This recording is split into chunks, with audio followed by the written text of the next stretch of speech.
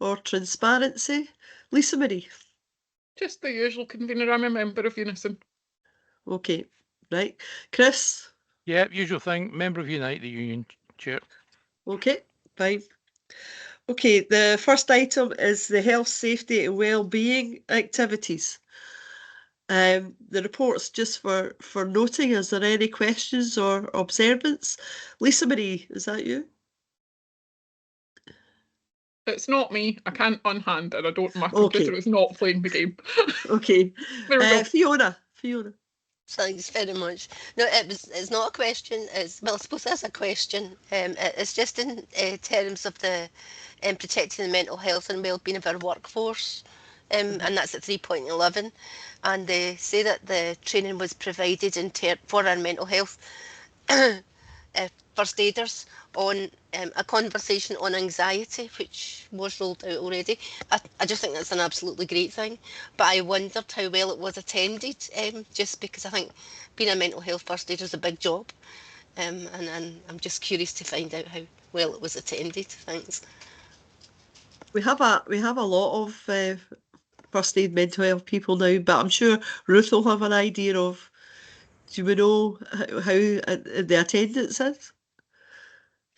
Could I maybe ask Stevie to come in? He's sorry. Sorry. Stephen, do you know how many attend? Convener, I don't actually have that figure on me right now. I do apologise. I'm having technical issues with my kit, but what I am happy to do, Councillor Ellie Nicholson, I'm happy to furnish you with that information after the meetings if I can get in without throwing my computer out the window. So I do apologise. It's been an absolute nightmare this afternoon. I was lucky, that's why I was late coming on this. Raymond, I see he's got his hand up. We certainly do have the figures, but I just don't have, I can't access it now, so apologies. That's okay, Stephen, thanks. Raymond, do you want to help answer this? Thank you, Councillor Doig. No, I was just about to say Stevie will be able to get that number fairly quickly, but Councillor Ellie Nicholson, we have, I think at the last count, circa 91 mental health first aiders across the council, and is growing. So the team have got a really big push and rolling this out, because as we know from our absence information, it's there's a lot of work to be done in that area. So we're going to push really, really hard at it this year. It's one of our kind of key focuses. But I think when Stevie will come back with it, the number, it'll be a really positive number. Oh, that's brilliant. Thanks very much. Thank you. Yeah, I do know it's been something that's been worked on over the years, because I did one of these courses at least 15 years ago. So it's been growing and building up. So it is a good thing to have for our workers to have access to, especially these days when IT causes you so much anxiety. Okay, so can we note the report and go on to item 2, which is the details of grievances. I know there's not much change in this, and there was a progression of one going on to stage 2, but we seem to be okay in numbers. Is that right, Ruth? Yes, Councillor Doig. Yeah, thumbs up. Compared with the last report in November, there's an increase of 1 case. Yes. However, there are other cases at the same time are going off. So yeah, we're sitting at 10 at the moment, which, across the whole council. Yeah. And as we keep saying, we would rather there was 0, but 10 is, in the grand scale of things, really, quite small. And we do work with the services, the managers, the employees, the trade unions at the earliest point to bring a resolution to any concerns that are raised. That's fantastic, Ruth. Okay, so that takes us, if anybody's not got any more questions, can we go on to the agency workers reports? Now, I just want to come in at this and say, fantastic results with the numbers going down. But can somebody tell me, at the very top of the table produced, every date that's in it is 2024? Should some of them not be 2003? Who produced the agency workers report? Does anybody know? That's myself, Councillor Doig. Sorry, so you're saying that it says 2024 in the title? At the top, yes, it says number of agency workers in this role November 2024, and then the next one it says numbers are being covered by agency workers in this role is November 2024. So what happened at our last meeting, the usual report that I would present would show the agency numbers for each month in the period that the board is meeting. So since the last board meeting, we've got completed months, November and December. January won't be included because by the time we get the paperwork to committee services, it's not finished. January's not finished. So these are the numbers. So the additional information that the board requested at the last meeting was you would like to know the number of vacancies in each of these roles. All right, okay. And also the number of posts being covered by agency workers. So although we've got a number for the agency workers, I think what we highlighted at the last meeting was in some of the roles, for example, home care worker, etc., there's not just one agency worker covering the one role. Sometimes it's several because they're only coming in for a shift or whatever. So I think what you'd asked for is could I try and show the numbers? So if you want to use like facilities operative at the top, what we're showing an example for December is that there are 21 agency workers covering 32 roles. But when we go further down, for example, home care, it's a different picture. You've got 28 agency workers covering 3 roles. And that's because sometimes they come in for one shift for one day and then it's a different agency worker. So that's just to highlight. So see from the last 2 columns, in total for the whole of the council, we have 156 agency workers being utilised, but covering 105 posts.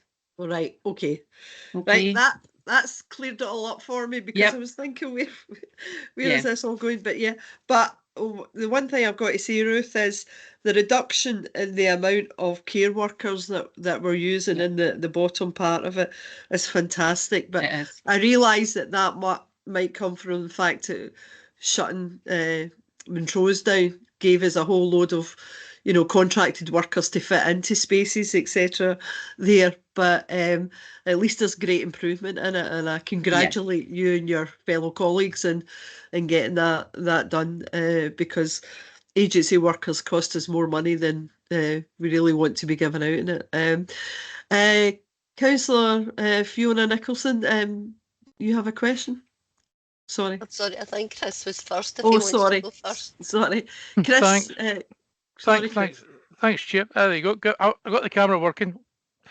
Didn't brace yourselves. Really, it's exactly probably what you said, Ruth. I just noticed the facilities operatives, 59 vacancies and 21 agency workers supporting that role. Over 32 shifts, shall we say. It's just that is there any way we can drive that down? And I know maybe Chris will probably talk to this as well. It's just that I know it's difficult at the moment to fill these roles, but it's Renfrewshire Council to me is, if you look at all our policies and procedures, it's quite a good employer to work for. So I'd really just to that's really my question about can we fill make some of these vacancies full-time workers and save some money on the by the agency staff. Thank you very much indeed. Absolutely, Councillor Gilmore. I think it's prudent to point out that the agency workers are there only, as an absolute. I don't mean last resort, an absolute necessity. And it's when we're recruiting, so it's when we're going through the recruitment process, it's when there's maybe very short-term cover required. So, to go out and recruit, but, the post would be away by then, and kind of maybe covering specialised roles, etc. So a lot of these agency workers are in whilst we are actually recruiting, but I'll let Chris come in and give you a wee bit more detail around that, if you don't mind, Chris. Thanks, Ruth. Thanks, Chair. And thanks, Councillor Gilmore, for your question. Yeah, one of the key things we always try to do is minimise the number of agency workers. So predominantly the facilities operatives are in schools. And this is the additional hours we're offering to ensure the basic cleaning standards are met. But just to confirm to you and to the wider JCB group, this is only done through agency after we've offered the additional hours to our own staff. So we always go to our own staff first to have a chat and say, listen, can you pick up some of these shifts?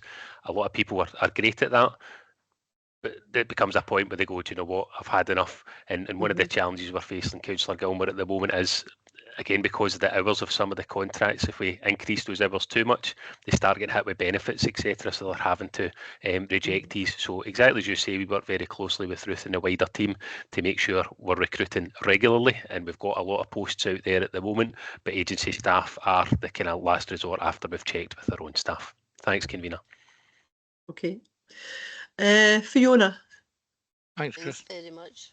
I just wanted to say thanks to Ruth for pulling together that information, because I know probably a fair bit of the work you've had to do was at my behest, but it really does give me a really concrete idea in terms of both the number of posts that are vacant, how many agency workers are used, and that they're not actually all filling a post, that there's different elements of that. I understand from what Chris was saying, actually agencies only ever offered after all of our own employees have said that they're not able to fulfil the hours that are vacant in terms of that, and indeed with the recruitment area. But really thanks very much, because the minute I looked at it I thought, right, that makes total sense to me now, so thank you, thanks for that.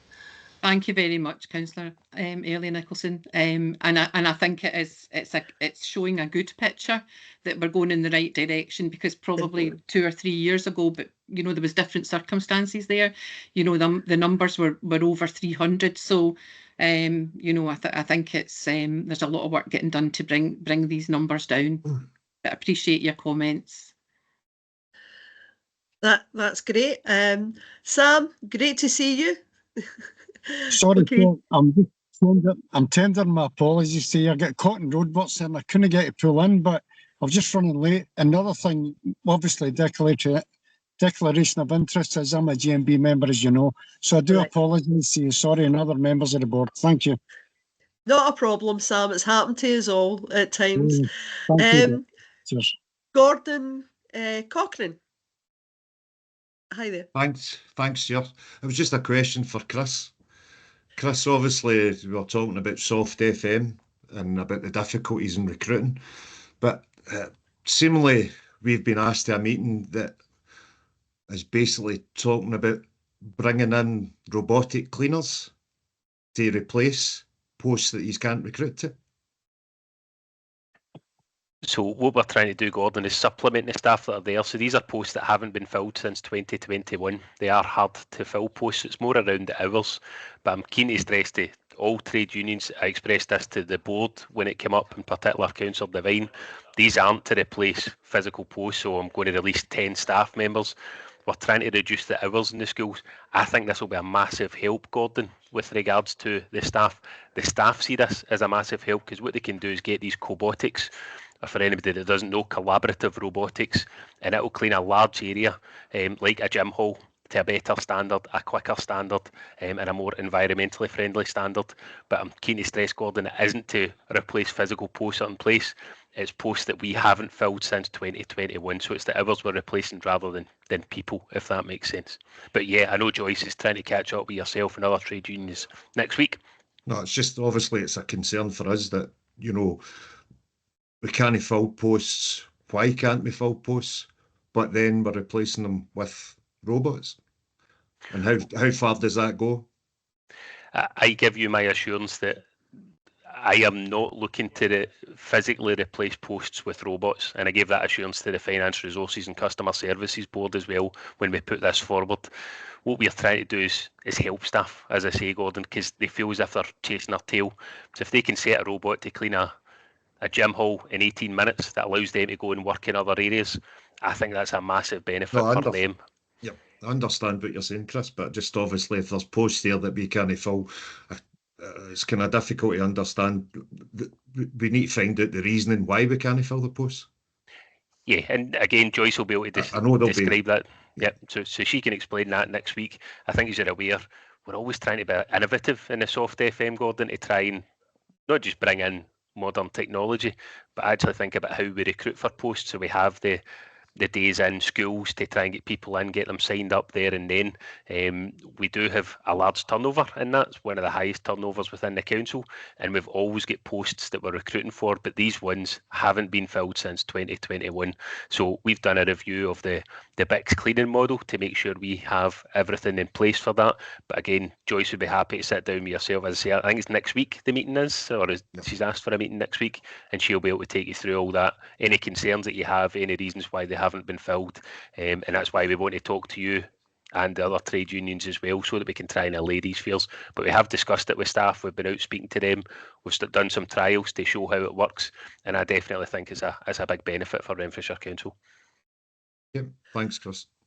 Okay, Gordon, that was a question item. It wasn't on the agenda, but I'm sure everybody handled it okay, and I hope your meeting goes well next week as far as that's concerned. And we all complained about AI earlier, and we finish on an AI problem as we do. But the last item is the date of the next meeting, which is the 3rd of April 2025, and I hope to see you all back there and then, and I'll say goodbye to everybody now. Thank you. Thanks, Convener. Thank you, Convener. Thanks, Convener. Bye. Thank you. Bye.